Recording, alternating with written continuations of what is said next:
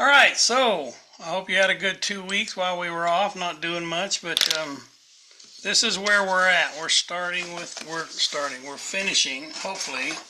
We'll talk about that in just a minute. Hopefully we're getting close to being done with this guy. I want to finish today, because if we don't finish today, we'll have a very little bit. And that means when we do the next meeting, we'll still be catching up with this one. So my computer is not allowing me to switch. And gosh dang it. I see your hands now. You can see my hands? Yes. All right, so it must be something about the view. Let me see if I can change that view.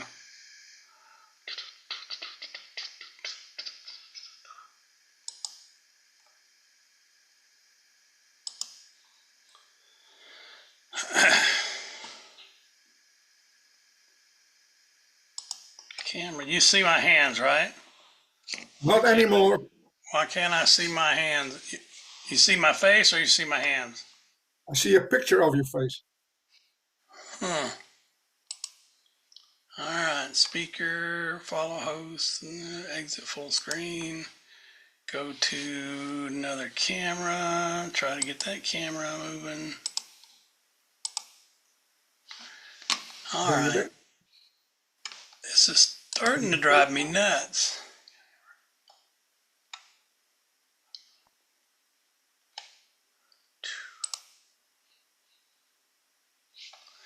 Well, I feel like an idiot because I'm sitting here supposed to be the expert on this stuff, and I cannot get leave meeting, meetings being recorded. Go back here, meetings being recorded, view. Saw your hands just now. What's that? We saw your hands just now.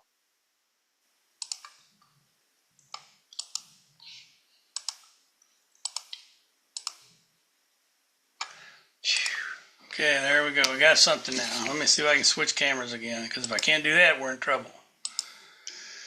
All right. Whew. Dang it. I feel like an idiot sometimes, and I act like it on other times. All right. This is where we're at right here. And what we have left are basically details, putting in the stopper, and then adding all the little details that we want, because I think for the most part we're pretty close to being done. We got face, we've got to fix that nose and do the mouth, because that was what we left off last time. We got to clean out under the hat. I'll show you how I do final cleanup. We got to do the sideburns, we got to do the hair back here, and we got to do the bottom of the bottle stopper. I'm going to go ahead and do that, because if I screw straight down in here, what I want is to go straight vertical right here, right where this X line is. That's roughly the middle of this thing, this neck.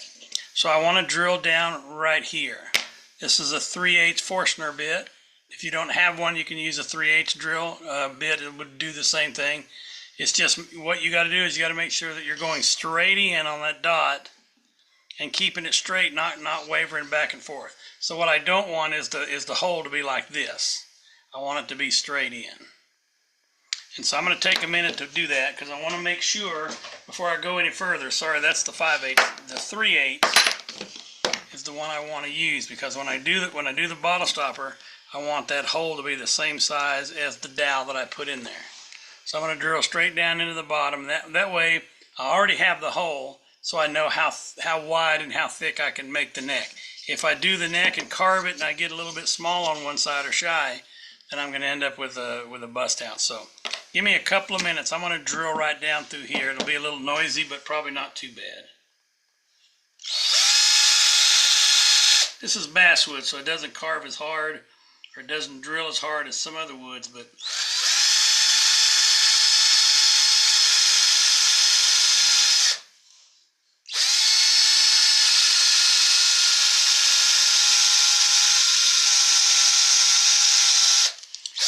so you can see the hole that I'm drilling there. I want to make sure I don't need it as deep as anything, but I at least need it that deep. So if I put that in, I know I'm not as deep as I need to be. So I need to at least go down to here, and then I go down just a little bit more because that gives me some fudge factor to get it flat. Because not all the time do you have this wood completely flat.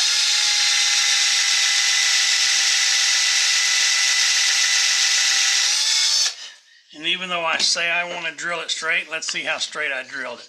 It should go straight in and be perpendicular.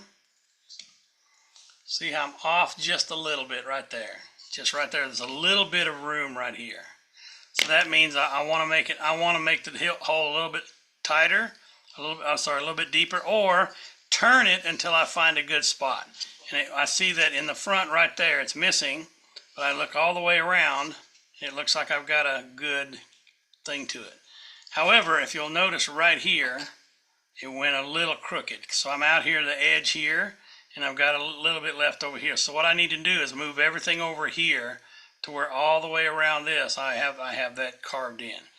Okay, I'm going to take a minute to do that, and then we'll move on. But I just want to make sure that neck and that bottle stopper meet in the same spot.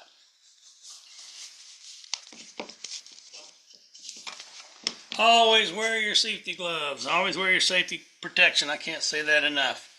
I've had some really, really good friends as carvers that hurt themselves that way. So, all right. So to make sure I'm going to be right, because it's not glued in, so I don't want it falling off while I'm carving. I'm going to hold it and I'm going to trace all the way around it. This is the marks that I'm going to come to.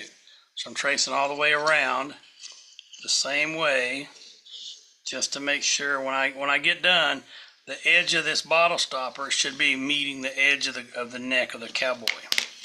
So I don't want to take a lot off here, off on this side, so I'm just going to take these corners off, because ultimately I want it to be round. In reality, we're going to be stuck out quite a bit on the neck. See how long that would be? So, sorry, see how long that would be? It wouldn't be a bad idea to bring that up some. In fact, I think I'll go ahead and do that, because I really want it to be somewhat like, I don't want it to be all the way up there, but I want it to have a little bit of neck going down into that hole. So give me a couple minutes. If you got a bandsaw, you can go out and do it on a scroll saw or whatever kind of saw you have. The problem with this is now I have to make sure that all sides are flat. Otherwise, that bottom of that bottle stopper where it meets the head may not be the right orientation. It may be flat on one side and a little bit curved on the other, because as you're doing this, I'm taking off more over here than I am over here. I got to make sure I do that, and then I come back to this side and I flatten it, take off a little bit. Good idea to then check it. That way you know whether you got to take any more off somewhere else. So let's check ourselves. Put that in there. I'm still staying pretty true to that line, although I'm a little bit off. So I'm going where I need to go.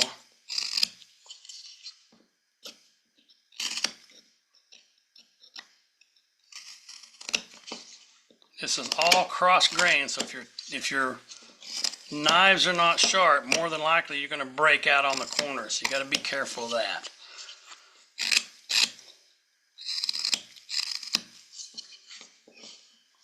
See why I wear a thumb guard? I'm getting real close to the finger. If I don't curl my hand enough, it'll go in right into the finger if I stick my thumb out too much. So I got to make sure I am wearing the gear that I need to protect myself from any problems.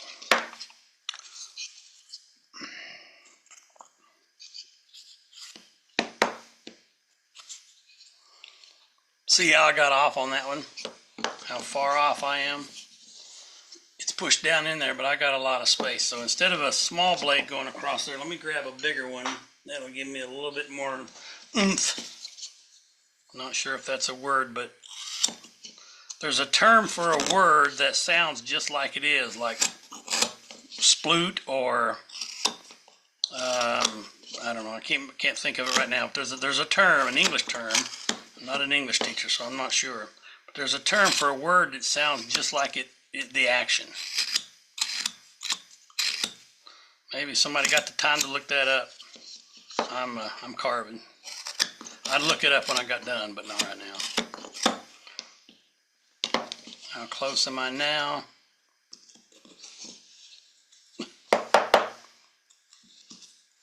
I'm getting worse, I think. Oh no, I still got to go down into the hole some more. Anyway, is that long enough for a bottle stopper, or do we need to make it longer? I'm going to make it shorter is what I want to do. So I'm going to take a little bit more off.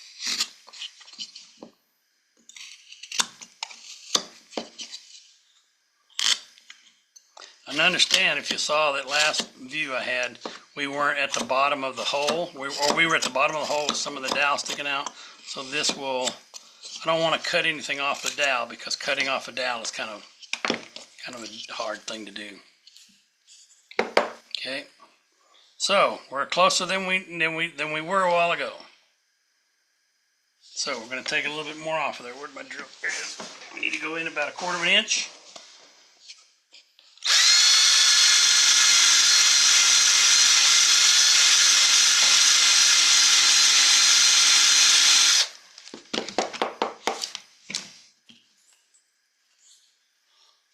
Woot! We're about as close as we're going to get. Maybe give it a little bit of extra. Little fudge factor. And then see how, we got to see how flat that is across. Is it really flat? We got a little highlight right here. I got one across the front here.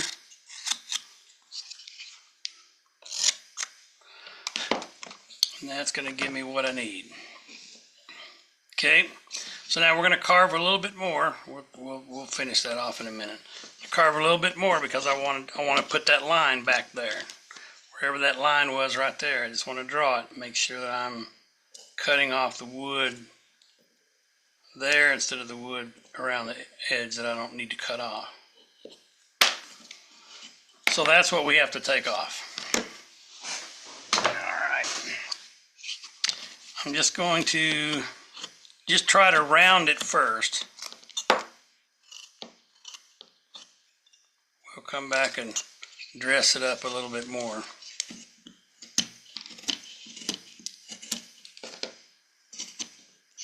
Glad all of you could join us. Sorry about the snafu.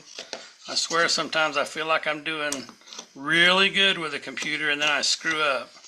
I substitute taught the last 2 days, and on Monday, halfway through the day, through third period, a lady came in counseling. They were doing a school-wide activity, and I had a hard enough time following this teacher's directions to start with and how to turn on his computer, because it seems like every school I go to is different how they have the computer set up. So I got it all fixed. She came in and did the activity, and it took me half a period to find out where the email went to, because I couldn't go back to the teacher's instructions, which is what I had pulled up to follow. It took a student, 12-year-old, 13-year-old student, to come over and say, do this, do this, do this, and there it was. And then yesterday, I had two different classes to do, and so there were different things for each class, and I'm not the quickest guy on the block, and this was a school it's downtown, so parking around it takes you a while to find a parking space. So I was running a little late. There's no front door. There's no sign that says this is the front door, office is just down the hall. You got to kind of try all the doors, and the one that's open, that's the one you go to. So I go in there, and they said, make sure you didn't park in the parking lot, because those are assigned spots for teachers and staff. And I go, well, I'm one of your staff today. Don't I get a parking spot? Nope, you got to park on the street and hope you don't get a ticket. So wasn't a really good day to start off with. And then anyway, we survived. I'm okay. See how close we are. Whew, I like that. Look at that. That's about as close as I'm going to get. By the time I put some wood glue in there, the wood glue dries and fills that little gap in there. I could put filler in there and then glue around the outside of it, but I like the way it is. All right, we got that one done. We did the face, but we did not do everything on the face. I haven't done any. Move this forward just a little bit, so I keep getting off the screen. I didn't do the eyebrows. We didn't do the sideburns. We started on the mouth, but we didn't finish. So let's finish that since we're here doing this. One of the things you got to look at in lips, and then you take a look around in any group you're ever in, everybody has a different set of lips. Nobody has the same set of lips that I've ever seen. What we use a lot of times is what we call a Cupid's bow. So the mouth,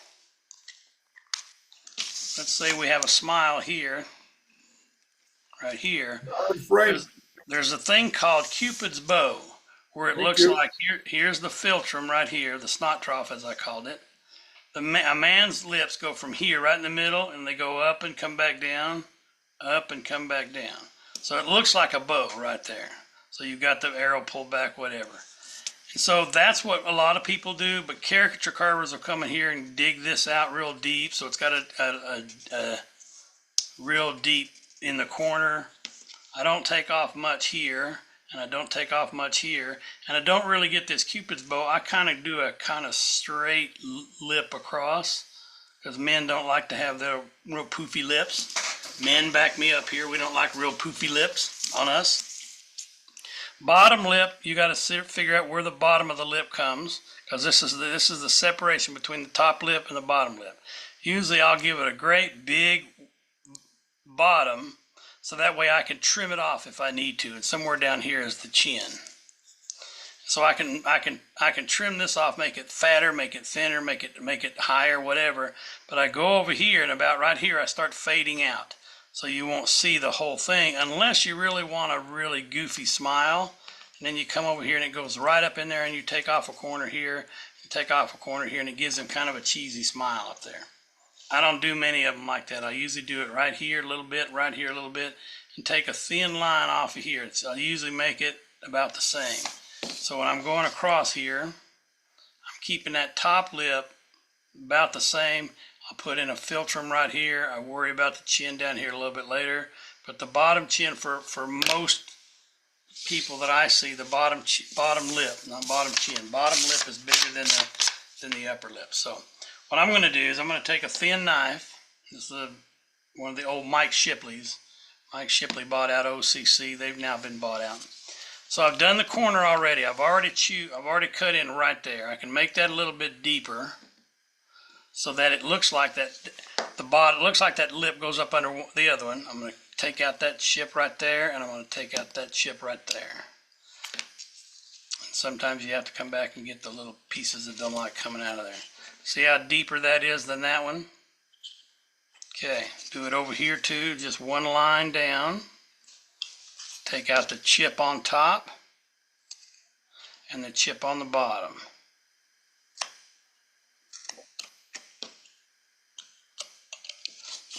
And then I will start, clean that out a little bit.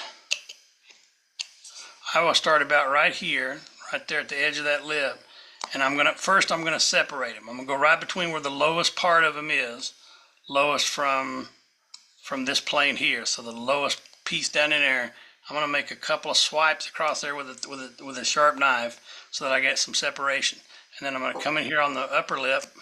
A lot of my upper lips look the same, because this, to me, is just easier to do with this way rather than 27 different lips. So you see a little bit of separation in that mouth where I cut in that line. Sorry, I can't get my elbow up here. I cut all the way across here, and then deep in there, deep in there. That gives me an upper lip that I want to round. It's kind of stuck out right now, but what I want to do is go to the outside of that and just round the bottom lip. I'm not taking off much, but I'm trying to take off those sharp lines that I put in with a knife. You don't usually have a lot of sharp lines in your face, unless you have a deep smile line. And then if you want to, come back and take a little bit thicker one, a little bit other line off the bottom. So they're coming off the bottom lip here. We did one in the top. There's one for the bottom. And that provides a little more space. And that space makes it look like that bottom lip goes up under that upper lip. I'm going to get closer so you see. I made it so that bottom lip, hold real still, that bottom lip goes under the upper lip. And then I come back here and I like to deepen under the lip. And I'm just going to carve straight down from that bottom lip down to the chin. And depending on what kind of chin you want, You could take a lot of wood off here and make him look like it's a real strong chin. Just don't leave a lot of hard lines. This is a very fleshy part of the face, right around the chin. We all got great big bunch of skin and cartilage there, and I'm just going to take these sharp lines off so that smooths the transition between the neck and the chin. If you're a sandpaper person, feel free to do that with a sandpaper. Or if you're a gouge person, feel free to come in here with a gouge and take that off right in there. It makes it deeper. I just like the way it looks when I do it with a knife, because it looks like he's got a mouthful of chew with his big lips sticking out. So without having to have a big bulge out here, that gives you the impression that his lips are full of stuff. Maybe he's full of a retort to you, and maybe he's just chewing on whatever's left over from dinner, breakfast, lunch, whatever. Take that chin, that sharp line off the bottom of the chin. I'm upside down, so I'm just taking that line off. All right, any questions about the mouth that I just did? Any questions about anything to this point? I don't know why it's not focusing.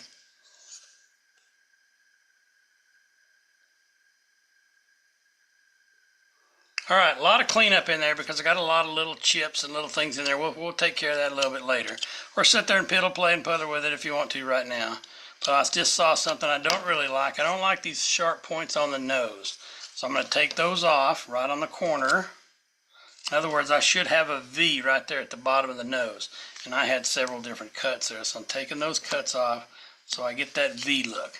I want a V because that's what the reality is for most of us. In our nose, it forms a V like that, and so I take off sharp points, and then we put nostrils in. A lot of different ways to put in nostrils. Make sure that your nose is carved completely. Don't do your hair until you get the nostrils in, because then you're going to be carving up into there, and the hair stops at a point before the nostrils even begin. So there's a couple of different ways. I like to give myself a center line so I know where the center of the nose is. I'm just going to put that line right there, and then I'm going to do one line about a millimeter or two away on to the left, to the right. This is the fleshy part of the middle of your nostril, the thing that all the kids are piercing now. This is the fleshy thing you want to leave there. And then your nostrils are going to go up and over. So you go up and over. They don't have to go that deep if you don't want them. That's a fairly strong nose. I'm going to go with it. But there's a lot of ways to do that. If you're going to do this with a knife, make sure you've got a really sharp, pointed, thin knife. I don't like doing it with this one. I like doing it with my Drake. This is one of my oldest tools here. It is very flexible, and I like using it. What I'm going to do is I'm looking at his right side, and I'm going to take this knife and right right here where the outside line is, I want to make one cut on the outside line and one cut on the other side line. So I don't know if I can get close enough for you to see, but I'm going right into that nostril don't do it way up here. Do it under the bottom part of the nose. And I'm just going to go straight in, but don't go too deep because you'll split that off. I want to do the second one, and I want to do it while I got this in my hand so I can make sure they're both in the right spot, because I want them to both be in the same position on either side of the nose. So I just took my knife and stuck it in there, and I made a deep gouge, a deep cut, and then I'm now going to come around here and I'm going to do it with a knife. A lot of times most people will do it with a gouge. They'll take something like this gouge right here, or they'll even go with a flatter one, and it is, where you at? Go with the flatter one, a number 7 rather than a number 11. It's all up to you, whatever you want to do.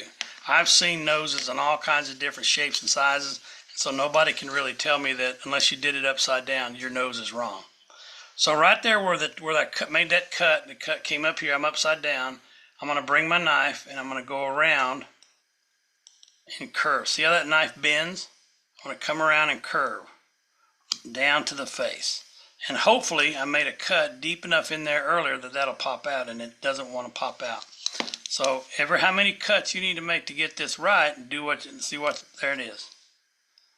Whatever you need to do to get that right, if it takes 2 or 3 cuts, just make sure you're doing it the same way on the other side. There's that one nostril cut in. Okay, I still could clean up some more to the inside because I got a, I don't know, booger in there or whatever I got. Come back here and recut the bottom, carve that again.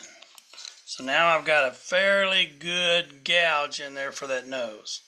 If you ignore this stray cut here, we'll cut him off so you don't see it. Think I don't know what I'm doing. Now we're going to do that same thing to the other side. Okay, we went in like that, and we're coming around.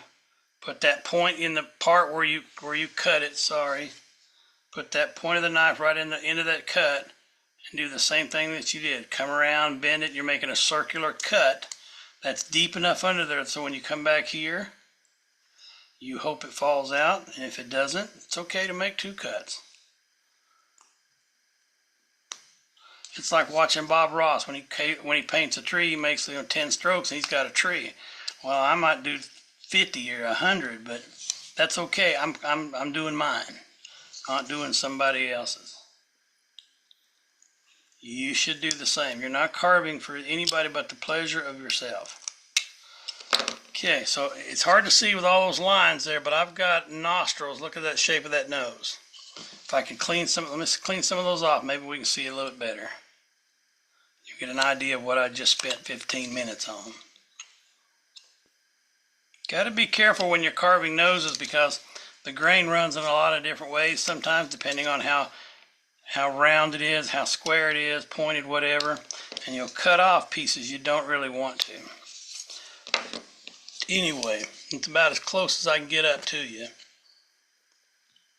There's his nose. Focus, come on, focus.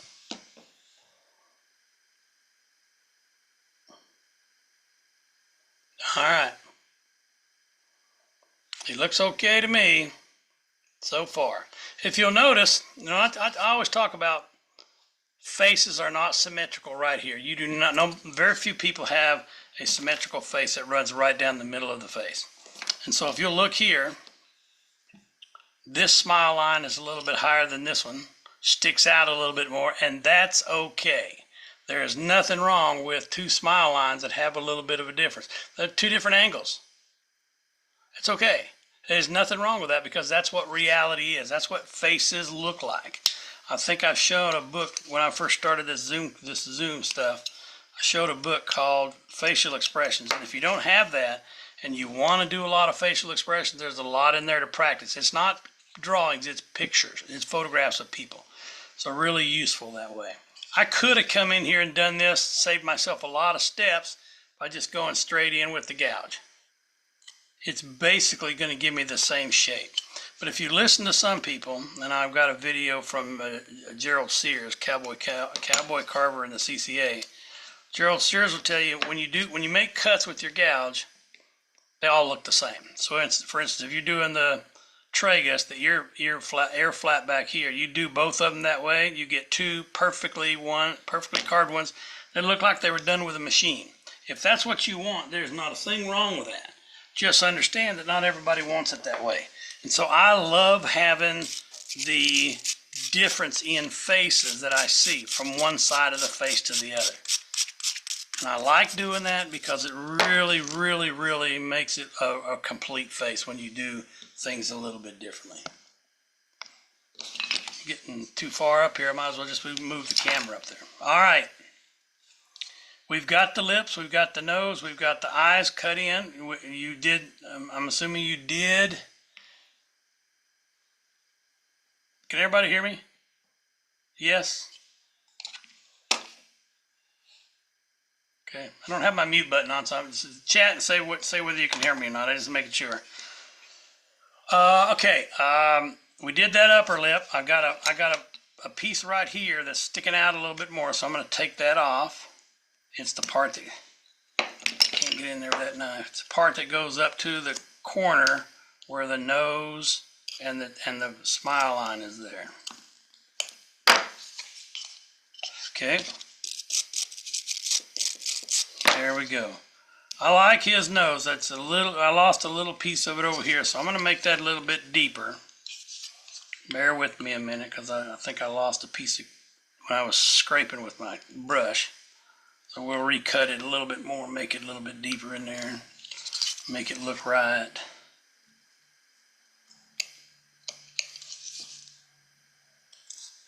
Okay, that looks a little better. All right, I'm going to start adding the final details to the face. We need to filter them. I'm going to take that gouge right up there, and I'm going to start right in the middle of the lip, right below where that fleshy part of the nose is. And I'm going to go in right above the lip. Don't go on the lip, go above the lip, and just make that cut. And I like to make them fairly deep because it makes it look more distinctive. And then cut that off with your knife. And now he's got that philtrum that we talked about. Okay, right there. So we've got an upper lip, we've got a bottom lip, we've got a chin, we got smile lines. Who knew there were so many things to work with on a face? So many things you'd have to do a face. My wife watches this show called the Portrait Artist of the Year. It's a British painting show where they bring in different people to paint different celebrities. And it's interesting to see how different people create a face. Even from one that's sitting right in front of them, how different people will craft a face.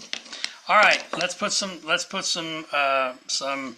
nares in there. The nares, where your smile line is, if you follow that smile line up to your nose, it's just above. It starts just above where that nares is right here. Those are the nostril kind of things. What I like to do is I like to take a gouge about this size, but I need a bigger one. And so I'm going to see if I can find one down here real quick that's not too big. There we go. And I like to go top and bottom. So I put the bottom ear on the wood, and then the top one I want it laying right along the edge of the nose. And I'm going to go straight in. You see that cut right there that I made? Right there. That's what I want to do. I want to do it on both sides. Same spot, make that cut, and then what I'm going to do is I'm going to come to the outside and I want to carve to it, because that's narrowing that nose.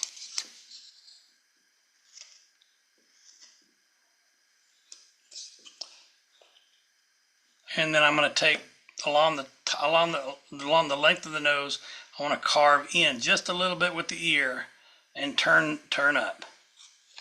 And that shapes that nose just a little bit more so that the breathing part is at the bottom. You have those nostrils right there. You can see them. Where's my pointer? You can see them right here. There's one there and there's one there. So now his nose is a little bit more shaped. I want to take off these little pieces that I put in there. Where's my, no. I left a little bit of wood on this one, so I'm going to cut that off. And if you have any wood left over, you can strengthen that smile line just a little bit by taking off that sharp edge right there, making it meet the nostril.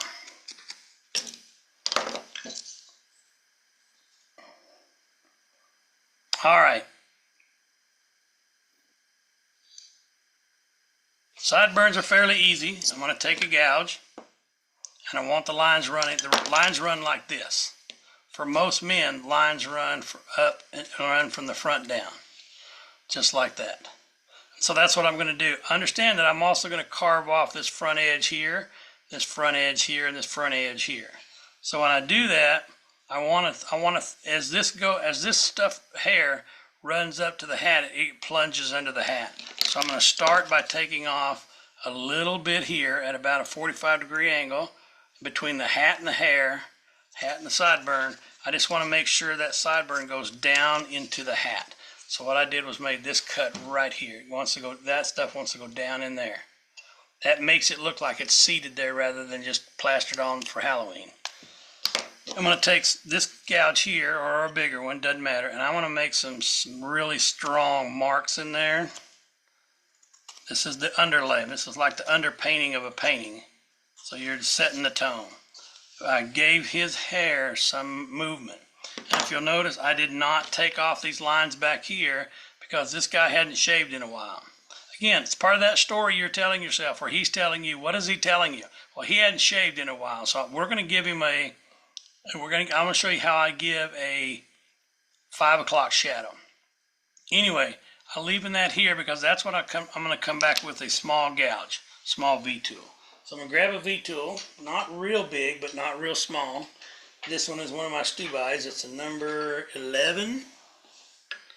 It's number 39 is what they say. So 39 has to do with how big it is. Anyway, I'm going to start at the bottom, that bottom of the sideburn, and I'm just going to take that corner off. Don't carve over here into the face. You don't want a bunch of loose straight hairs, or stray hairs, but you also don't want this to be real straight here. This is not what I want on a sideburn. Very few people have sideburns that straight unless they just stepped out of the salon. And so I'm going to come in here and I'm going to cut through that without cutting into the face. That means I got to come in here and then stand the knife up. I'm going to come in here and bring it up. And what that does is it sets the tone for the front of the sideburn, where these hairs all come back this way.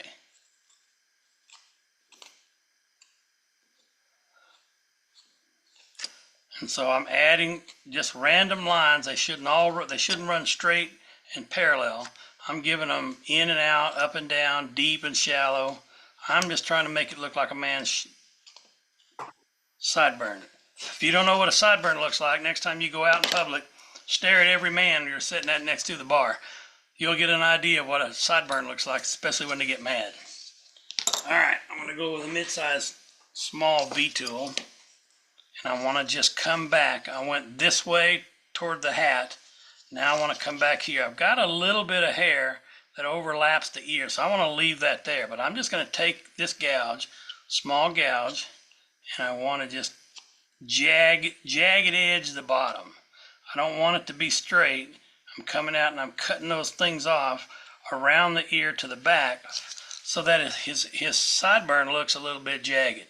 I got a couple more right here I can cut in, and at some point I won't be able to go down anymore. I got to start going back up.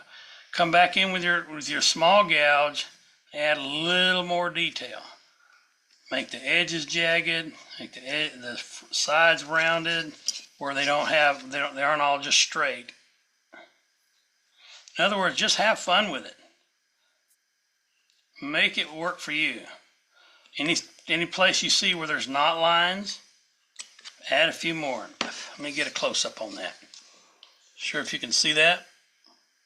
I draw on my carvings because I know what I've been doing this for a while. And so other than that, sometimes it throws people off. So let me see if I can get some of those marks off. Maybe you'll see it a little bit better. There's that one. That one. That one maybe. Okay. Come back in here. Since I pulled the edge off, I'm going to put that edge back on.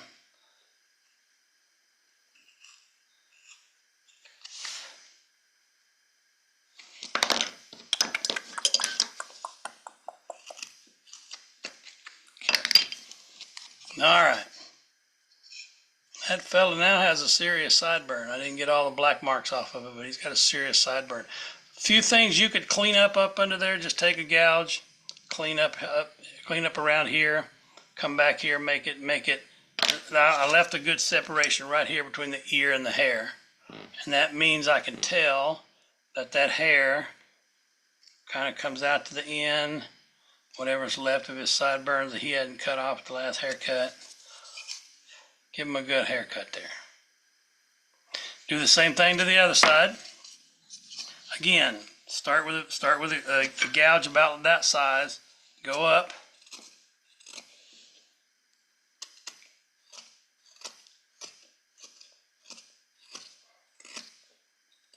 You're just doing the underlayment right now. So all I'm doing is trying to get some of the square edges off and get some of the bulk off so that I can then come back in here with a V-tool and I'm going to add those lines in there. Again, just different ones. Don't make 27 of the same cuts. Go out past the front of the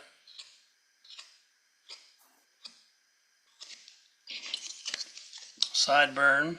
Sorry. I'm finding as I get older, I'm in the middle of a sentence, I forget the word that I'm next going to say, and so I try to be nonchalant about it. I'm just cool. I'm pausing for effect, when in reality I'm pausing to remember the stupid word I was just thinking of. Say amen if you agree with me. If it's happening to you. All right, I've gathered a lot of marks on this guy's hair, on his sideburn. Add a few more. Just keep going. Go around to the back too. So don't forget this edge right here where the front of the tragus is. Remember, there's a little bit of hair there. Some stray hairs may be coming that way. Add a few down into that ear.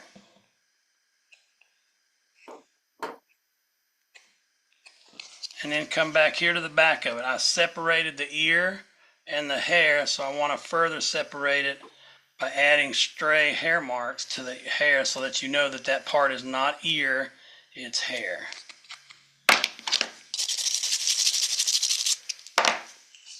Okay, come back, final stuff. This flat edge right here and this edge right here, I want to take that off. So I'll go down on this one, right at the bottom of that sideburns. I remembered it.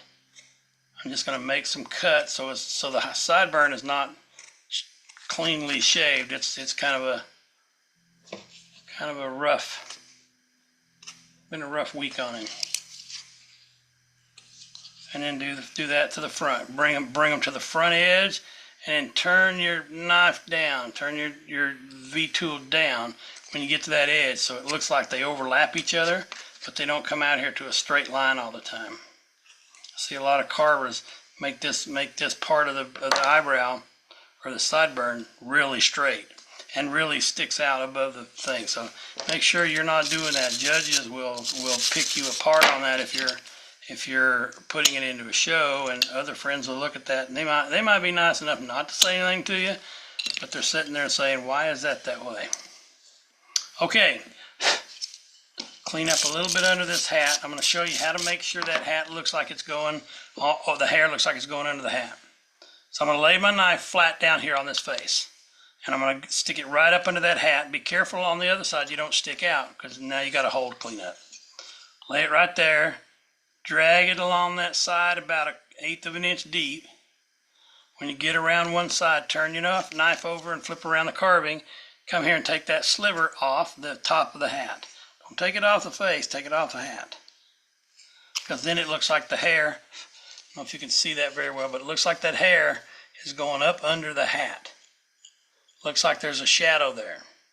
That's what you want, because when you wear a hat, there's a zone between the hair and the hat where there's a slight bit of shadow. On the front where you're going to find the roughest time, because this is the thinnest part up here and it wants to break off on you. So we're going to follow that around, and I'm going to go from ear to ear. Don't go behind the ear because I got hair back there, nobody's looking. But I'm going to do the same thing here. Lay it flat down, follow that hat all the way around, right on top of the face. Come back and take that sliver off. You don't need to take off much. You're giving the impression, not the reality of it. And so when I get done, it really should look like two pieces of wood that I stuck together, because there's a shadow there. That shadow right there, let me see the camera, that shadow right there looks like it goes up under the hat. Looks like that head keeps going deeper and deeper under that hat. Make it as deep as you need to so that it looks like a real head and hat transition. Have a little bit of fun with that. Getting up under there is really tight, so you got to be real careful. Make sure you're not bending your knife back and forth, because this hat brim will it'll let you down. All right, I got a couple of things I need to do left. I want to do these eyebrows. So for mostly, I don't want sharp cuts on my eyebrows. I want small rounded cuts, because the hair is not really, unless you're bushy and then it's softer, the hair is not really stiff and standing up right up under there on your eyebrows. They'll easy to lay down. Remember that eyebrows, when you do eyebrows, where'd my scratch piece of paper go? When you do eyebrows, make sure you're not pointing them straight up. You don't want eyebrows that do this, up and down.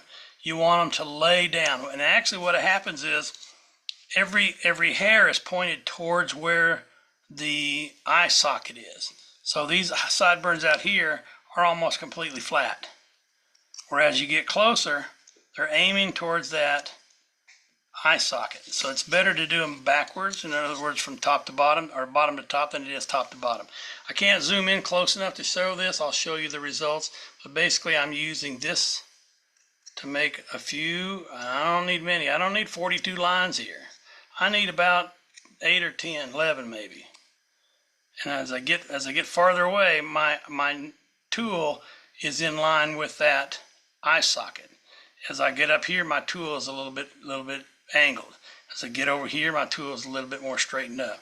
But you don't need to give a lot of lines out here, because you're just giving the impression of eyelids, or eyebrows, sorry. And I'm going to come back over here, and where that edge is, I'm going to take a few more cuts as well. Okay, do it to both sides. Whatever you do to one side, you got to do the other.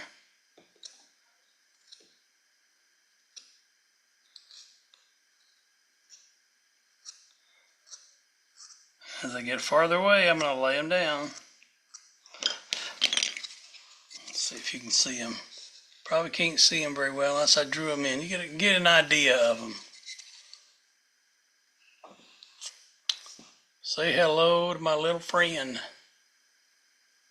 All right, what I like to do is right in here where the bridge of the nose is, I like to come in with a small knife and just cut that off. So there's a little bit where those two things meet, where we did the eyes across it and where the hair comes in. And then you can come back in here and add a few more lines now, going down to the bridge of the nose. All right, I believe we are done with that face. Well, I'll clean it up in a little bit. You'll see how it looks when we get it finally cleaned up. A little booger up in there, a little booger here. Here we go. Okay, we got the back of the hair to do. What I'm going to do is I can see how thick this is at the back of the hat. I'm upside down. Here's the back of the hat. This is pretty thick, which means I can go under here, thin that a little bit, which gets me over to the hair. I'm going to grab a fishtail gouge. And all I'm going to do is behind the head, behind the ear, I want to thin this out a little bit going down. I don't want to go up. It'll split off on me. I want to go down. I'm making myself some room so that I can get over to that hair. And so you're going to go 3 different ways. You're going to go away, you're going to go to it, and you're going to go askew it. So we went skew a minute ago. We're going away from it. And then we'll come up to it. So there's more out here to carve off. And I'm just rounding the back of that hat. Okay. Up under here too, and that'll give me room to get to the hair. But be careful, because as you're going across here, this gets thinner and thinner. And so I'm just coming from it up here, going down to it in the back of the hat, and taking off some of this wood, which will help me transition between the hat and the hair. I need room down here. I need room to grow his hair. I also need to sharpen my tools, because that one ain't quite doing it. Try another one. Anyway, what we're trying to do is get that shape down here, and the square edge right here, where the head's upside down, this square edge right here I don't want, because nobody has square hair. And so I'm going to take that square edge off, which will allow me then to go from the back of the head as a transition right here. Instead of square, it gives me a transition right there. And it transitions the jawline too. Well, sorry, that one needs some dusting up too. All right, when in doubt, choose a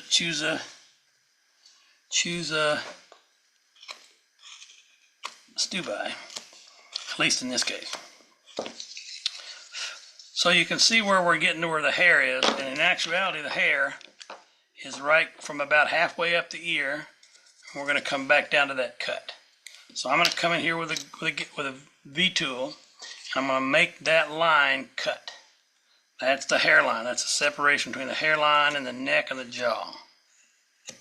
So you can see what kind of a strong line he's got back there.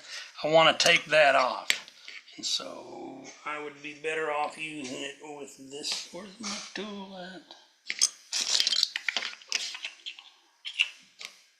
I need to go back to Europe and learn how to carve because all my tools should be in the same spot.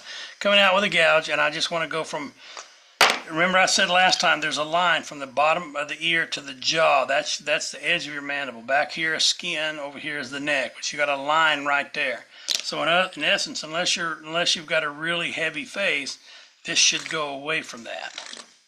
And from that ear, that line from the ear down to the jaw, it should go away. We should indent into that skin. It doesn't have a lot of bone out here, so it just kind of flops over there. That's what we're aiming for right there. We're aiming to get, we'll smooth it out a little bit, but we're aiming to get this to go back down here to the hair. So switch to a knife. Take off some of that line right there where the hair is, and that'll allow us to get in there.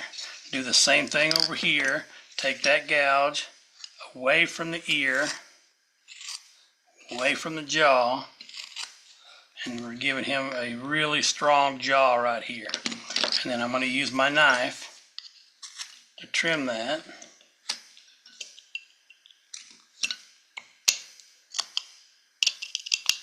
And then I want to take the edge, hard edge of that hair off. I was going to go straight up into it, but I realized that if I made a mistake and went into the hat, I might break it off, and that ain't very good. So trim that edge off right there. V-tool. We've been carving on this piece of wood for so long, it's dried out on me. Welcome to Idaho. We got a dry climate up here. Okay, so just trimming back in here to get those jaw lines looking like they should, and make this look a little bit more like the other one over there. Okay. So we're trying to make that head look like it's supposed to. So I'm going to come back in here now. I didn't do that straight line over here like I did with the other one, so I'm going to come up here. There's the hairline.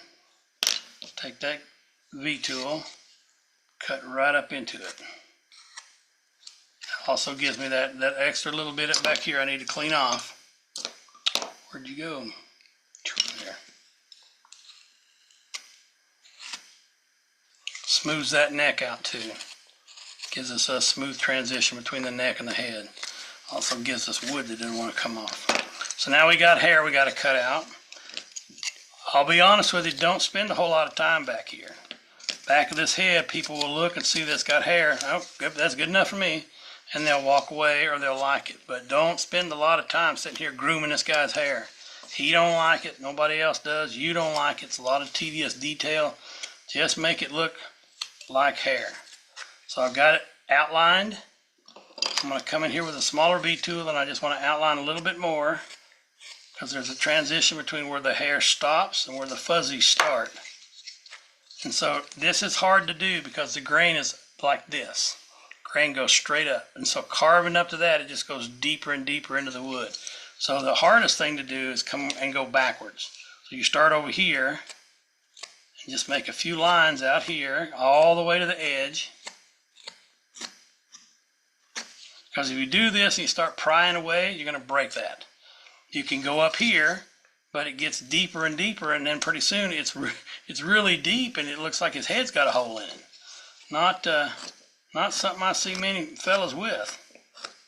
But anyway, I'm just trying to do hair, lay it sideways, and that way you can come in and you can get most of what you need. In fact, a lot of older carvers wouldn't even carve back in there. They just make a few scratch marks and call it good. Okay, so I'm just about done with the back of the head. I'm going to fix the rest of the hat because I haven't cleaned it off. So you see those saw marks right there? I want to take my gouge and I want to clean them up. So I'm going to be careful not to take off too much because I'm still at the back of the hat. I'm still going in a grain that I don't really like doing, but I need to do it because it needs to be done. It's got to clean off. People don't like to see saw marks on a carving, and when they do, they just kind of, I've seen them shrug their shoulders and wrinkle their nose. They're like, yeah, that ain't right. So make sure you clean that off. So we got the bottom cleaned off. I'm going to come back in here, deepen this just a little bit because I want to take off these marks right here. I don't want them sticking out there. So that's easy to do. It's easy to screw up. So be real careful. Go around there and take a little bit off at a time. Because about right there I get to the transition where it's grain's running up and it wants to break off. So I'm going to come in and I'm going to go down to prevent it from breaking off. Nothing like spending a lot of time on a carbon and getting to this point and realize, oh shoot, I just broke that off, or I did this or something. That ain't any fun, but it happens. So maybe I ought to do a video on how to fix your mistakes sometime. All right, we'll give him a good whisk him off there. 210. Any questions so far? I've been talking a mile a minute the whole time I've been trying to do this because I didn't want to waste your time. I wanted to get that done in a timely fashion because I want to get on and, you know, at some point you're tired of looking at a project, or you get tired of whatever and time to move on just to keep everything fresh and new. All right, any questions or anything I didn't cover on how I did any of this stuff here? I'm going to do a little bit of cleanup while you think of your questions, because I'm still playing around with getting that jawline tied in, getting that neck part of it. Trying to figure out what I'm supposed to be doing next. Okay, I want to get up under the chin. I wish I had a way to ease this, and I don't, because it's so thick here and so square there. It's a 90-degree angle. And so I wish I had a way to make it softer. I don't have a tool that'll get in there other than a V-tool, and that's not what I'm trying to carve. He's got some big old ears. He's got some big old nose.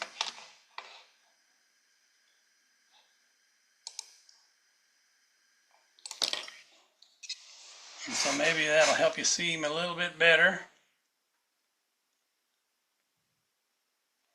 Any view you want me to rotate to that somebody wants to take a better look at? Like I say, there's a lot of cleanup here to do. And I'm going to show you how I do some of it. You've seen what I do with some of it as I go along. And so I really have more cleanup to do than I need. Usually I've done a lot of stuff up to this point, taking care of it. But I'm trying to teach and trying to carve at the same time. Not the easiest thing to do. I like doing it, but it's not the easiest thing. So now what I would do at this point, I've talked about this, I'm not sure if you've seen the process, but I take my Dremel. I have a Dremel 4000. They're not real expensive comparatively. They're about $100. I think that I paid $120 the last time I bought one, because it wasn't on sale. But if it's basically a rotary tool. Rotary tool spins in a circular fashion. And I put these little Brillo pads, Scotch-Brite pads, on a mandrel. So mandrel, you can see the screw part right there. The mandrel has a shaft, goes in here, and you spin it around. Kind of noisy. When you do this, you're better off wearing a mask, because these little fibers come off, and they don't really like to live inside your lungs, because your lungs start building stuff around it and to protect itself. So make sure you're protecting your eyes, because I've gotten it in my eyes before.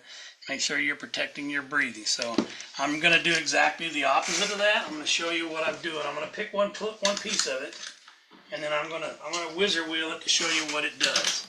And I'm going to do that right on the face. So let me kind of move things out of the way. We'll switch cameras back so you can see what I'm doing. This is what I do short of sandpaper. Because when I use sandpaper, it leaves marks all over the place. And again, I've said this 100 times. If I said it once, I don't know where I would start on this, because I can't start at 60. That's really, really rough. Even if I jumped up to 220, it's still fairly rough. So now you're talking somewhere around 400. And then where do you stop? Where is the point at which this soft wood no longer takes any more scratch marks and won't come off, well, the sandpaper won't come off?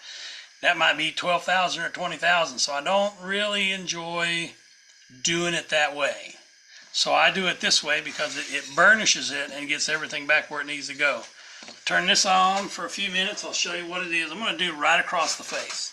So that face has got a lot of marks and things on it. I'm going to see if I can't clean that up. If you don't want to walk away, that's okay. I'm going to do this for just a little bit, not much. Gotta remember where the lid's at, or the top is. Turn it around.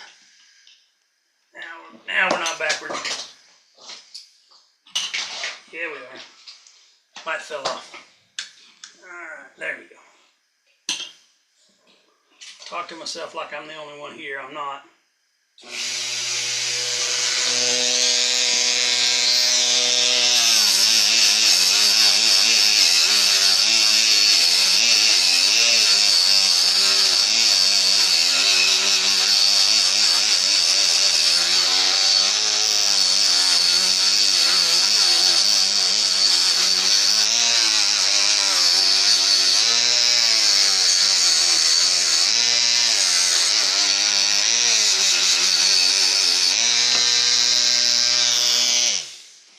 Now, quick tutorial on this stuff. It will take off some details and round them over. You see the nose, it's a little bit rounded over some. That's okay. If you build that into the process, you know that's what it's going to do, and so you can plan for that. The problem is eyeballs. Eyes are so tiny, and we carved them so small that if you take that, and I use 3 squares of it. Now, sometimes I'll use 2. But I rarely use 1 because 1's too thin. It keeps flopping over, so it really doesn't get you what you need to know. 2 of them is just about right. 3 will take off, you know, all the scratch marks up under the hat. See all those ugly things? It'll help you smooth some of those down. Basically, it does a process a woodworker told me was burnishing. If you take a piece of wood and you don't want to sand it or whatever, but you want to get rid of an imperfection or a mark, take a piece of wood that's harder or just as hard as the wood you're working on, and rub it with that piece of wood, and it will burnish it back down. What it does is it pushes the fibers back together. We've separated a lot of fibers on here, and so this is going to clean it up. So again, before you do that, otherwise you're just wasting your time. Before you do that, go back and look at all these fuzzies back here behind that ear. I'm in a hurry, so I didn't do as clean a job. Take that out of there because it can't get down in there very well. And if it does, to get there, it has to take all this stuff out of the way. So before you do this, I wanted to show you what it looked like. We're at we're in 15 minutes, so 3:15. I wanted you to know what I do. A lot of times what I'm going to do is I'm going to take a narrow V-tool, put a narrow one right here. When I mean narrow, I mean it's got a sharp angle, and it's only about 1/8 of an inch wide. And I want to go everywhere there's a line that I can clean up, like right under that nose. That little filtrum's full of stuff, but I can clean that. I can clean the smile lines. I can clean behind the ears. I can get these lines right here where they're still a little straight. I can come in here and I can take them off and make them look more jagged. In other words, do the cleanup before you do the final cleanup. Because if you're doing cleanup, you don't want to go back and say, oh, you spent all that time cleaning up, and then you get it done and you say, oh, I missed something here. So you got to go back to your, I call that my whizzer wheel. You got to go back to your whizzer wheel, and then you're chasing yourself. And so the idea behind all of this is to make sure you're doing it in a fashion that doesn't take you forever to get where you want to go. Now, there are other tips and tricks that I want to show you. One of them is if you're having trouble getting down in between places and you can't get the little fuzzies out, a little tool like this, which is a dowel with a finishing nail, a smooth finishing nail they've been sharpened. Sometimes they're not real sharp. This will get you back in here behind the ear. I'm going to get right down into there and I'm going to peel those out of there. Here's one I was doing the other day. I got a Santa that I'm doing, pretty big size Santa. So I'm getting down in here, and at some point, because he's got a robe on, I can't carve all the way through that like I could with another. Here we go. Well, okay, here's another example. I'm doing one of my sports bears. I can get down in there, but at some point, unless you can punch all the way through, and this one has, I've got all the way through the legs. Unless you punch that all the way through, you're stuck trying to get these fuzzies out of here. And you've got, I mean, I know a lot of people do them with wood burning because it's a shadow area.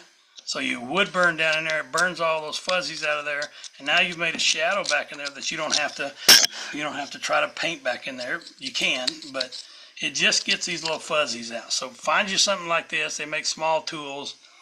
They make another piece of wood called a birch dowel. That'll do the same thing. These birch dowels, they sell them. knocking my camera all over the place. They sell these birch dowels called a birchwood stick. Sell them at the makeup store. And one end of it, you can't see it very well. One end of it is sanded to where it comes to a point. A flat point, not a pointed point. This is hard. Birchwood is harder than basswood. So if you're trying to clean off with the birchwood stick, you get in here, it's a harder wood than the basswood.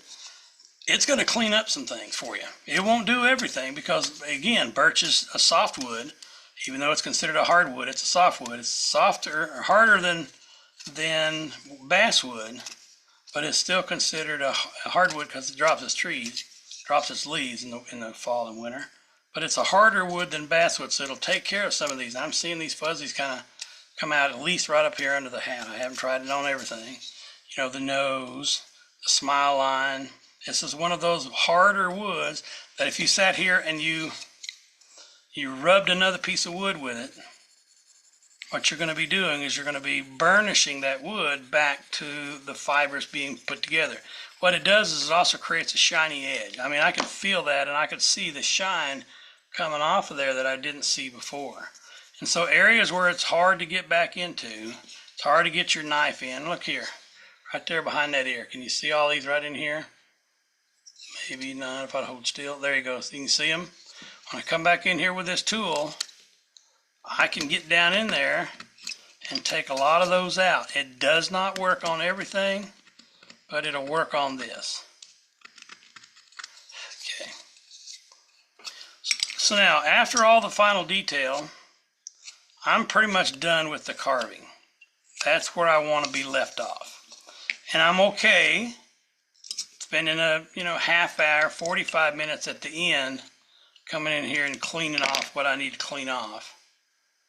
I'm okay with that because that's part of the process. That's part of the professional process of not just, okay, that's close enough. You know, you've heard close enough for government work, whatever. It drives me nuts when I do shows or I go to shows and I hear people say, well, it's only a caricature carving.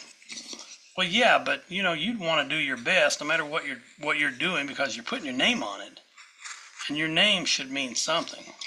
And so cleaning off all of that makes a huge difference when you're finally done with it in terms of getting where you need to go. I heard, what was it? I think it was Michael Jordan that says, if you're satisfied with an 80, you'll never get 100. And so I try to teach that to my students. They say, oh, no, that's close enough. I'll get an 80 or a 70 on this paper. Well, if you're okay with a 70, you probably won't ever get an 80 because you'll never get there. You never put in the time. All right, at this point, I'm done carving other than cleanup. And that can take 5 minutes, depending on how clean you carve, or it could take, a couple hours, depending on whether you're going through it and you're in the zone and you're having fun and you don't pause for all the details. You can put those in later. I've got my bottle stopper that'll fit right in there when I glue it in. And this side of his jaw is a little bit thicker than the other one, so I'm going to come in here and just take a little bit off there. Sticking out a little bit more than I wanted. Still a little bit more. So see, if you're a perfectionist, you're going to do this until the cows come home. If you're not a perfectionist, you're going to do it until you feel like, I'm done. I got done what I wanted to. I don't have time to do what a perfectionist would do, but I got done what I needed to do, and I'm okay because I'm going to put this on there and I'm going to glue it on there and I'm going to sell it, give it away to somebody, whatever. I'd do my whizzer wheel all over after I did my cleanup, and then I would come back with one of these birch sticks and just see if there's anything that needs to be massaged back in place, anything that needs to be cleaned up way down in there. You've all been to that point where you get a carving done and you start doing it, and then you realize there's a whole lot more fuzzies down there than I really meant to have. Okay, some people will cover over it with paint. Some people will sand it down. Some people will whizzer wheel or something like that, whatever they do. But everybody has their own system of finishing a carving. I'm not here to tell you what to do. I'm perfectly happy and glad to show you how I do what I do. but every one of you have to come to the consensus of what you're doing on your own stuff. How are you doing it? How are you going to finish it? When do you know you're done? And that's a big question, because there's a lot of people ask, well, how do you know when you're done with it? Well, okay, it could be two things. I'm done with it because I'm extremely satisfied with what's gone on, and I'm done with it, or I'm tired. I'm tired of it. It's time to move on. I got this and 15 other projects this week I got to get done. So that's up to you. That's where you call it quits in terms of moving on to the next thing. And you may put it aside for a while. I know a lot of people that do that. They'll put that thing aside for a while and come back to it another day or two, look at it from a different point of view, put it across the room on a shelf and take a good hard look at it and see where you're making mistakes. Because seeing that thing here is a whole lot different than seeing it way over there. Seeing it way over there, I can see whether it matches, ears higher, lower, eyes are off or whatever. I'm okay with that. That's the professional process, the artist process of getting to the point where you've got it where you want it, you're happy with it, paint it, put your name on it, and do whatever you're going to do with it. Any questions? Y'all are talking a lot less today than you normally do, so either I can't shut up and give you a chance, or you got nothing to say. It's okay, good. I showed you how to do an upper lip. Thanks for the nice hat. I ordered myself another hat. I like these hats. I like the way they're made. They're very comfortable. And it's a good I do have one question. Sure. I have one question. Was it just my screen today, or did everybody, my view was real blurry today? Or it wasn't a clear, I'm hoping the YouTube will be clear. I'm hoping it was just my computer. Well, I turned down some of the lights that I had. I had been using a ring light, and then I found out it wasn't doing much, because I always practice before we start. So No, but I mean, I don't think it had anything to do with lighting. It was just, I didn't have a clear picture, and I was wondering if everybody else had a clear one, or if it was just my computer. Well, the reason I was saying that is because sometimes more lighting makes a huge difference. And so, like for instance, let me show you. I always practice before we do a video. I always sit here and I run through a program on my computer called Camera. It's a camera app, right? See how clear that is? On my camera app, on my computer, it looks 10 times clearer. It looks perfectly clear, and it does all the way up to here. The moment I put it through Zoom, it doesn't matter. I can have 10G cameras out here. It's what Zoom does. And so the light is on. There's lights on across the room shining at me, and then I got a ring light on here. Well, if the ring light goes off, see what happens to the light? Makes it a lot more blurry when I add more light, or less blurry depending on what the light is. And this light has the ability to go from really warm white, cool white, and yellow.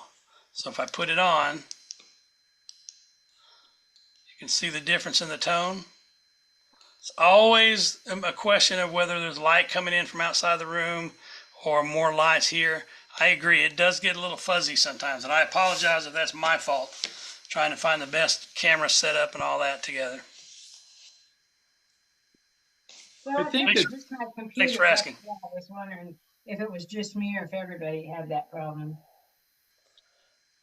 I think we go in and out of clarity. I mean, your hands are clear now, and once in a while you have to focus to get it going. But sometimes when it's just YouTube, it's a little more grainy than on your camera. So I found out when I do YouTube channels set up the same way, and I do Zoom classes, the YouTube channel is so much clearer. You can go back and see some of my old camera work. Some of those videos are just as clear as they can be. But because it's not a streaming camera, I can't use that camera because it has no streaming capability. It's just a point and shoot and record and then upload and do whatever you need to do. So I'm always looking for the best camera that does everything. I wanted to do YouTube, I wanted to do regular video, I wanted to do Zoom classes, and it doesn't matter what I send out. Like I said, I could have a 10G camera as opposed to a 5G camera. It's what Zoom can pick up and process, and then what you're picking up where you're at. And that depends on a lot on your geography. So if you're in a place where there's low like Dave lives up in the mountains, and so sometimes his internet is real spotty in terms of the picture you get. So, all right. Any other questions? So a normal Zoom class, I'd go ahead and paint this. It would probably take me about an hour to paint, so we'd be a little bit over time if you wanted to wait, or if you want me to make a video just of painting this guy and finishing up, and I'll put it on YouTube in the next couple of days, and then we can get started on the next project next time. So if it's time to be done with the Cowboy, we can go ahead and be done with him. I'll paint him, show you everything that I do to do all the finish and painting, or I can start it right now and finish it at the next meeting. Anybody got a care one way or the other? Dave is okay either way. Okay. Anybody else? I'm fine if you want to just put it on YouTube. The painting portion of Yeah. it? Okay. Yeah. When is our next class? May 1st? Here, let me grab my calendar here. So we're doing the first and third Wednesday of every month. And the next Wednesday is May 1st. So May Day, I guess. And then 15th. 1st and 15th. And what is that one? That's what I was going to talk about. If you wanted me to go ahead and paint this, and I would hold that one off till the next time. But if you want me to paint it and then put it on YouTube and move on to the next project, I'll show you that. Well, for me, I'm fine just watching it on YouTube, the painting. Okay. Well, let me do that. I mean, it depends upon what everybody else wants. Well, there's only 2 people answered, so we're going to go with Dave doesn't care and you don't care, so. All right.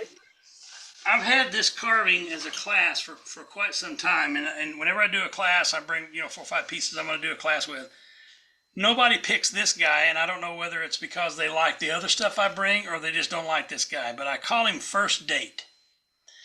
And the first date means this guy has no idea how to date, how to dress himself, how to get, what he's supposed to do. And so let me switch cameras and show you. I've already got the pattern up on my webpage. Trying to go up. Hang on just a second. Make a bigger picture so we can see more of it at one time. Come on. Yeah, now it's not going to rotate. Anyway, you imagine this guy shows up at the door and he wants to take your daughter to the prom. I mean, he doesn't really know how to dress in terms of looking stylish. He's polka dots and green and orange, and his belly pooched out there. But this is done from a couple of different ways. You can either do it with the body, and then you add a head, or you can do the body with a head, and I've done it. I've got several of them laying here. This guy's really got a honker of a nose. Hands in his pockets. I think we could all handle that. Whatever clothing you want to put on him, how goofy he wants to look, it's up to you. I anticipate this would take us through May and June, and then if we need to, we can take a little bit more time. But the idea is, here's this goofy looking guy. If you've not carved people before, this will be a pretty easy one to do because there's not a lot of detail. You're cutting in the arms. You're inserting the head or carving it on the body itself. It's about 5.5 to 7. Okay, this way is 7.5, 7.25, and this way is only 5.5, and then you add the head, which is about 1.75 inches. So all together, it's going to be about 7.5 inches. Does that sound like a good one? My vote is to go for one where the head is already attached, not detached. Right. I'll second that. You don't want to put a head in? The advantage of putting the head in is you can turn him to be looking sideways. So if he's looking that way, if he's looking this way, you can turn his head just a little bit that way too. So there's advantages for doing both. If you want to do the head, you've got So this guy I've cut out, and I've got, I don't know, a few of these left. He's got a big nose, but he doesn't have much of a chin. So, you know, kind of an Ichabod Crane kind of thing. So you'd have to figure out how skinny his neck is going to be to give him a little bitty chin and a great big nose. So it's a challenge. And the other thing is you could cut that off and, you know, do your own head. Oh, it's up to you. The pattern I put on there was this body and then a square block right here for the head. It's attached. So basically you've got that cut off right here. What did I do with him? You got that cut off right there. And then you add the head, or it goes up and cuts here, and then you've got the head, yeah, it's a block right there. So, do we want to move on with that one? And then I'll put the painting video in the next couple of days up on, well, I'm working the next 2 days, so I'll try to squeeze it in. I surely should have it done by the end of the week, end of the weekend. That all sounds good to me. Me too. All right, we'll do that. I've got it up on my YouTube. Let me see, hang on.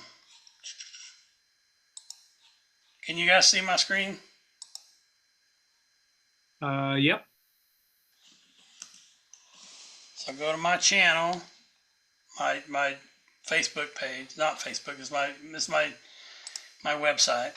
So here's the next All Zoom we're project. seeing is a carving in front of you. Gotcha. You see next Zoom project here? You don't see that? No, just see the carving in front of you. Let me figure out how to do that on Zoom. I'm not sure how to share screen and all that. So share screen, maybe it'll work. There we go. Can you see that? It says next Zoom project. Oh, yeah, I see it. Okay, let me click on this and it'll pop up. Do you see that pattern there? Oh, yes. So that's Yes. the pattern, and it's got the sizes on there. So you know it's 2 inches wide, 2 inches deep, and 5.5 tall, or 7.25 tall if you include the head. So you're saying you prefer having the head attached rather than attaching it? I am. do. Okay. Anybody else got a vote on there or don't care?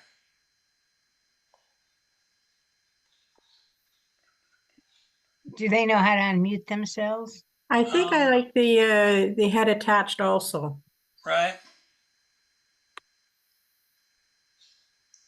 All right, we'll go that way then, and we'll see how it all goes after that. Got about 20, 25 minutes left. We can hang around here. I can let you go early, and I'll be here. And in what, next week, the 1st? Nope, 17th, 24th. April's 30 days, so we'll see each other in a few weeks. Did you, or are you going to put up like a Zoom, not a Zoom, like a Facebook group for the people that are taking this class, like where we can share what we're doing, or, you know, show what we've done? Or... Yeah, I'll see if I can figure out how to do that. I'm not the smartest person in the world, but I'll do my best to see what I can find out. And then we just would go like to, you know, well, I don't know if we have a name for this group or not, but, you know, Eric Owens, you know, whittling, you know, our Wednesday club or group, and then find that group, and then, you know, just the people that are in the class would go to it.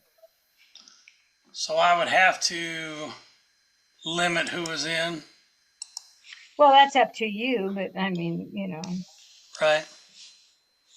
Well, I mean, I put the patterns on the web, so anybody can go to that. I put the results on the web, so I mean, right now it's wide open for anybody who wants to Yeah. come, as long as they find the number. And I put the number, the YouTube number or the Zoom number, on my webpage and on the Facebook postings that I do. So I'll see if I can figure out how to do that.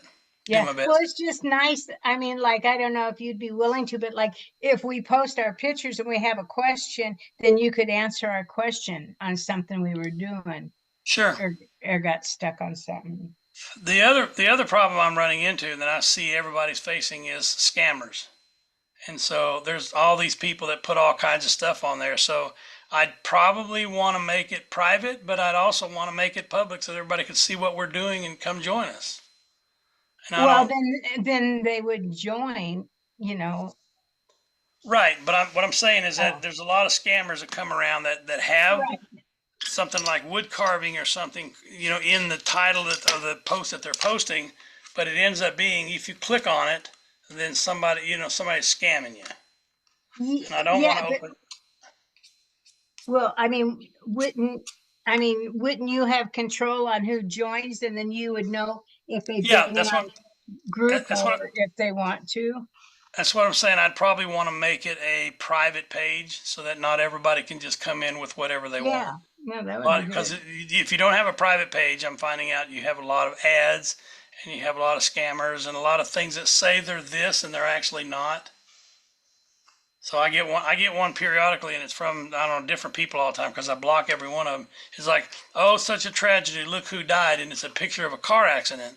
But when you click on it, friends tell me it's something like a very pornographic picture, or if it's a one of those things where it captures your page and won't let you get off of it. So you basically got to dump your whole thing right there for that day, come back a little bit later and reboot it.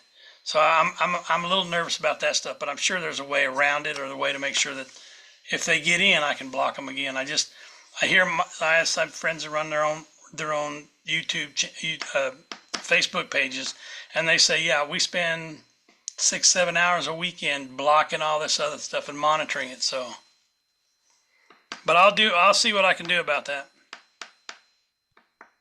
I like the idea. I like the idea of all of us getting a chance to share with somebody else. Because I see some of you when I go to shows or whatever, and I see some of you on Facebook and on here. So it'd be nice if we could all hang out a little bit more and share our stuff. I think it'd be a good idea. Did you get the picture of my guy, my cowboy I sent you? When did you send that, Yvonne? I sent it on Facebook some time ago. Last week, I think it was. I just get all those little fuzzies all over. Right. Let's see if I'm gonna see if I can find you, and then I'll share that. Okay. Oh, great. But the picture I'm isn't still very trying good. to, I'm still trying to work on the eyes a little bit. So I'm glad we're doing another figure because faces are not my forte. Did you just share that with me, Yvonne, or did you post it? No, I just shared it with you. Okay. Let me see if I can find it in message. I mean, I could go put it back on. Maybe it didn't get to you. I don't remember it, Yeah, but then it I was remember. in messages. I put it. That's what I'm That's how I looking. sent it to you. So I got the messages you sent today when I was screwing up.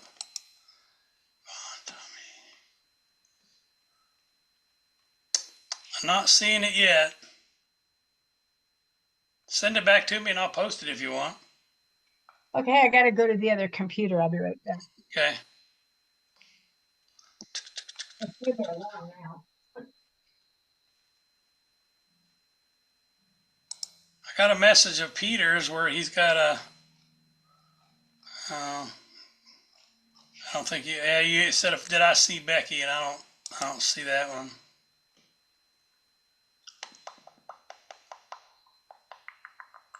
Yeah, I'm not seeing it, Yvonne. I'm sorry.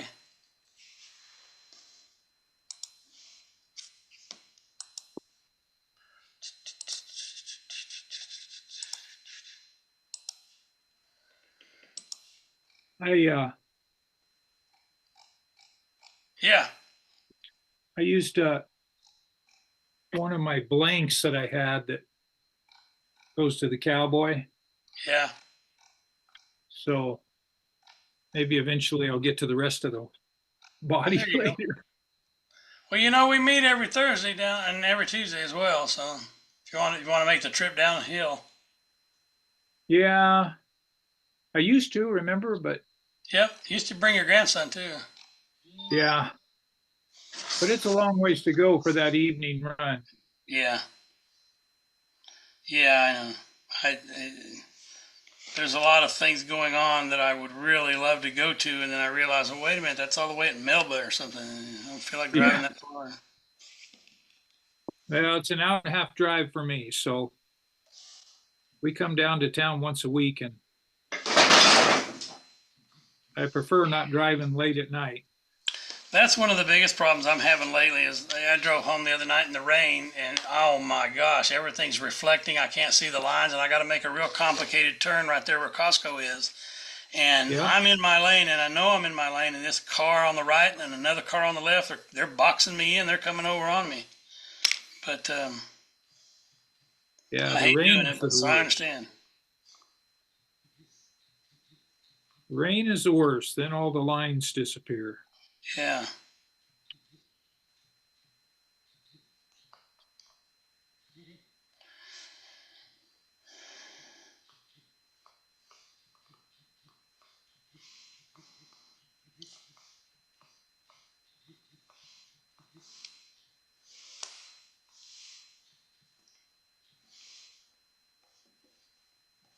Hey, Eric, thanks for the class today. It was really good, and we'll catch you later on the next one. Appreciate you being here. All right, bye now. See ya.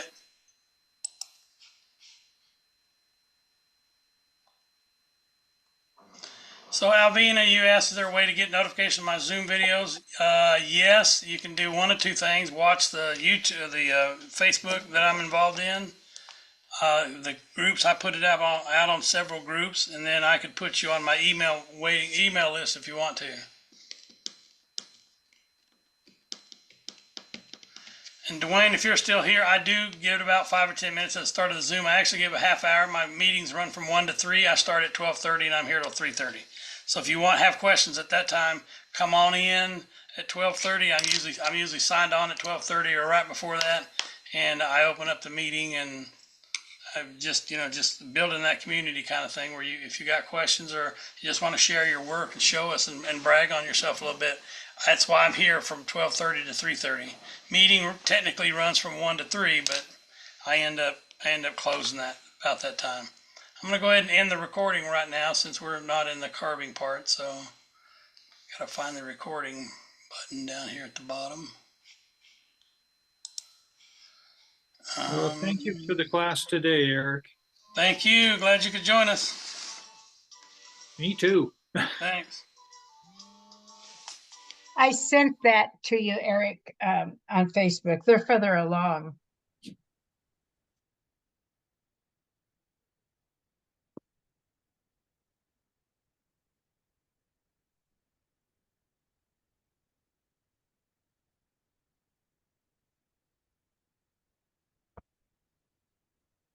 Again, scammers calling me again. So yeah, we have that time going on while we're participating. I made it. You did, yay!